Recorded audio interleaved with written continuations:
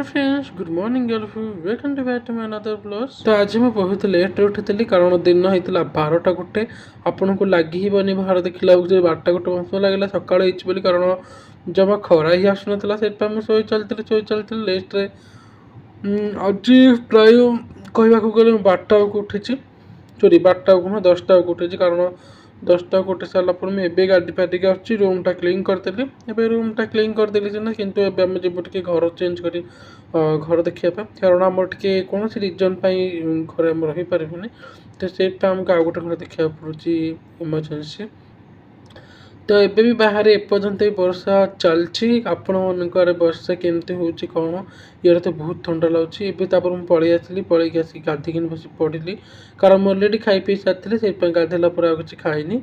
तो ये चलती रिविजन करवा आउ रिविजन में ना एमडीसी पॉलिटिकल साइंस करुच्छे देखिपे आम मनकर आपण मनकर एमडीसी कौन अच्छी ସେଇଟା ମୋତେ ଟିକେ କମେଣ୍ଟ ବକ୍ସରେ କମେଣ୍ଟ କରି କହିବେ କାରଣ ଏକ୍ଜାମ୍କୁ ଆଉ 7 ଦିନ ରହିଲା ଆଉ 7 ଦିନ ଭିତରେ ବହୁତ କମ୍ ଟାଇମ୍ ଅଛି ତ ତା ଭିତରେ ଯେମିତି ହେଲେ ବି କୁଣ୍ଠେଇ ମୁଣ୍ଠେଇ ହେଇକି ଯେମିତି କଷ୍ଟମଷ୍ଟେ ହେଲେ ବି ତୁମକୁ ରିଭିଜନ୍ ସାରିବାକୁ ହିଁ ପଡ଼ିବ କାରଣ ଦେଖନ୍ତୁ ପୂର୍ବରୁ ଯାହା ପଢ଼ିଛ ସେଇଟା ପଢ଼ିଦେଲେ ସେଇଟା ଗଲା କିନ୍ତୁ ଏକ୍ଜାମ୍ ପୂର୍ବରୁ ଯାହା ପଢ଼ିଥିବ ସେଇଟା ହେଉଛି ରିଆଲିଟି ସେଇଟା ହିଁ ତୁମେ ଏକ୍ଜାମ୍ରେ ଲେଖିକି ଆସିବ। ଯିଏ ବର୍ଷ ସାରା ଯେତେ ପରିଶ୍ରମ କରୁ ମାସ ସାରା ଯେତେ ପରିଶ୍ରମ କରିଥିଲେ ବି सप्ताहे एग्जाम किसी दिन पूर्व जो रिविजनटा आम कर मत लगे से रिविजन गुड़ाक ही आम भलसे एग्जाम लिखिकी आसीपार मत लगे पर्सनाली तो से जिन गुड़ाक मुझे करुच्छे है।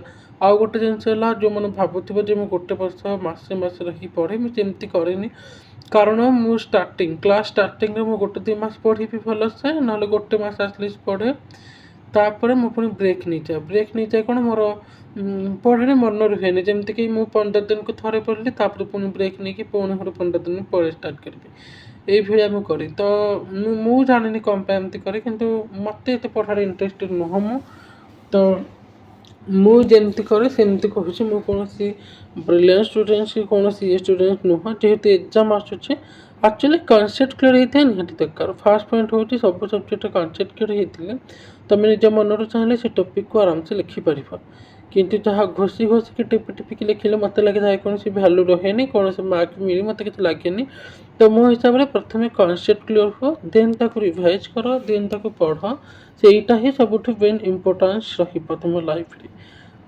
तो मो मतरे से किंतु गुड़े गुड़े पिला अच्छा जो मैंने कि वर्षे पढ़ती मस धरिकी पढ़ती से मानकर हो जाए किंतु मु एवरेज स्टूडेंट्स मान कथा कहूँ जो मानकर पाठ पढ़ार तो इंटरेस्टेड नुह बट पढ़ा को बाध्य तो से वे मुझे तुम मैंने कम से कम एग्जाम 15 दिन पूर्व कम से कम पढ़ा रिवाइज स्टार्ट कर ना 7 दिन पूर्व रिवाइज स्टार्ट कर किंतु एग्जाम गोटे मास पूर्व कम से कम कनसेप्ट क्लियर होता सिलेबस विषय जान कनसेप्ट क्लियर हुआ से जिनस गुड़ाक तुम रिवाइज कर तो मो मतरे से जिन मुझे करे तो मुझे जोटा करे आपको सहीटा कहली मुझे कौन ट्रिक्स किसी अप्लाई कैनि ऑनलाइन बहुत ट्रिक यूट्यूब बहुत ट्रिक बाहर स्टडी ट्रिक जो गुड़िक मो लाइफ रे अप्लाई करके देखी सारी मोर कौन भी सबुड़ा फालतू गला मोर टाइम वेस्ट है तो मो मतरे निजक जमी कंफर्टेबल लगुच तुम सेमती पढ़ ये मनकर कहीदेव जे आम एमती पढ़लु आम मन रहीगला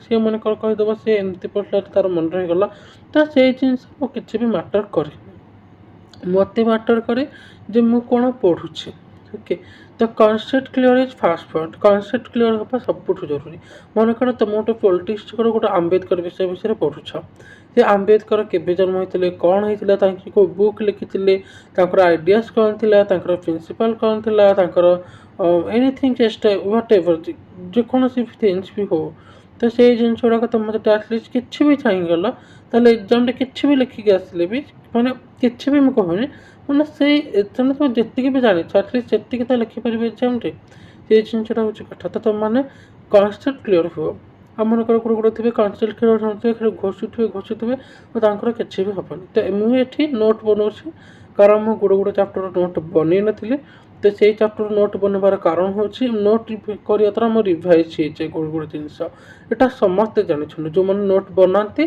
से जानते रिवाइज हो जाए ତ ଏଇ ଯେଉଁ ନୋଟ୍ ବନେଇ ରିଭାଇଜ୍ ହେବା ଗୋଟେ ମୋତେ ଲାଗେ ଭଲ ଅଭ୍ୟାସ। ଏଇଟା ମୋର ଅଜାଣତରେ ହେଇଯାଇଥିଲା। ମୁଁ କୌଣସି ଜାଣିନଥିଲି, ମୁଁ ଯେତେବେଳେ ନୋଟ୍ ବନଉଥିଲି ମୋର ମୁଣ୍ଡକୁ ଥରେ ଆସିଲା ଯେ ଆରେ ମୁଁ ତ ବଢ଼ିଆ ବଢ଼ିଆ ନୋଟ୍ ବନେଇ ଦେଉଛି, ପୁଣି ମୋର ରିଭାଇଜ୍ ବି ହେଇଯାଉଛି। ତ ସେଇ ଜିନିଷଟା କମ୍ ସେ କମ୍ ନୋଟ୍ ତ ବନାଅ, ନୋଟ୍ ବନେଇବା ସବୁଠୁ ଇମ୍ପୋର୍ଟାନ୍ସ। ଯଦି ଆପଣ +2 କରୁଛନ୍ତି, 10th ପଢ଼ୁଛନ୍ତି, 9th ପଢ଼ୁଛନ୍ତି, ତ ତା କଥା ମୁଁ କହିପାରିବିନି, କାରଣ ତୁମ ପାଖରେ ସେତେବେଳେ ରେଫରେନ୍ସ ବୁକ୍ ଥାଏ ତୁମ ପାଖରେ। ଗଭର୍ଣ୍ଣମେଣ୍ଟ ତରଫରୁ ହଉ କି କୌଣସି ତରଫରୁ ହଉ ତୁମ ପାଖରେ ଭଲ ଟେକ୍ସଟ ବୁକ୍ ଥାଏ। କିନ୍ତୁ ଯେଉଁମାନେ ଡିଗ୍ରୀ କରୁଛନ୍ତି, ମାଷ୍ଟର ଡିଗ୍ରୀ କରୁଛନ୍ତି ବା ଏନି ୱେରେ ଏନି ଫିଲ୍ଡରେ ସେମାନେ ଡିଗ୍ରୀ କରୁଛନ୍ତି, ତ ସେମାନଙ୍କ ପାଖରେ ନା କୌଣସି ରେଫରେନ୍ସ ବୁକ୍ ନଥାଏ। ଗୁଡ଼ିଙ୍କ ପାଖରେ କାହାର ଫାଇନାନ୍ସିଆଲ୍ ପ୍ରୋବ୍ଲେମ୍ ଥିବ, କାହାର କେଉଁ ପ୍ରୋବ୍ଲେମ୍ ଯୋଗୁଁ ମୁଁ କହିପାରିବିନି, କିନ୍ତୁ ରେଫରେନ୍ସ ବୁକ୍ କାହା ପାଖରେ ନଥାଏ। ଗୁଡ଼ିଏ ପିଲାଙ୍କ ପାଖରେ ଥାଏ, ବହୁତ ଭଲ କଥା। ସେଇଟା ବି ବହୁତ ମନି ବି ସେଠି ଇନଭେଷ୍ଟ ହୁଏ। ତ ମୋ ମତରେ ନିଜେ ହିଁ ସବୁ ଜିନିଷ ନୋଟ୍ସ ବନେଇ ଦିଅ। ତାପରେ ମୁଁ ଟିକେ 2 ଘଣ୍ଟା ପଢ଼ି ସାରିଲା ପରେ ମୁଁ ଖାଇଯାଇଥିଲି। ଖାଇସାରିଲା ପରେ ମୁଁ ପୂଜା ବି କରିଦେଇଥିଲି, ସନ୍ଧ୍ୟା ଦେଇଥିଲି। ସନ୍ଧ୍ୟା କରିସାରିଲା ପରେ ମୁଁ ଏବେ ପୁଣି ମୁଁ ମୋର ରିଭାଇଜ୍ କରିବା ପାଇଁ ଆସିଗଲି। ତ ଏବେ ଆପଣ କହିବେ ଯେ ଏବେ ଖାଲି ରିଭାଇଜ୍ ହେଉଛି। ଆକ୍ଚୁଆଲି ରିଭିଜନ୍ ଦେଖନ୍ତୁ, ପରୀକ୍ଷା ଆଉ କେତେ ଦିନ ରହିଲା? ପରୀକ୍ଷା ଆଉ 4 ଦିନ ରହିଲା। ହାତରେ କମ୍ ସମୟ ଅଛି। ତ ସେଇଥିପାଇଁ ହିଁ ମୁଁ ଏବେ କନସେପ୍ଟ କ୍ଲିୟର ହେଉଛି ଏବଂ ତାକୁ ରିଭାଇଜ୍ କରିଚାଲିଛି। ମୁଁ କୌଣସି ଟପିକ୍ ଏଇନା ଖତମ କରିବା ୱେରେ ନାହିଁ। ତେବେ ମୁଁ ଚାଲିଲି ଶୋଇବା ପାଇଁ। ଆପଣମାନଙ୍କୁ ଯଦି ଭିଡ଼ିଓଟି କିଛି ବି ବୁଝା ପଡ଼ିଲା, କିଛି ବି ହେଲ୍ପଫୁଲ୍ ହେଲା, ତ ପ୍ଲିଜ୍ ମୋତେ ସବସ୍କ୍ରାଇବ୍ କରିଦେବେ। Bye bye.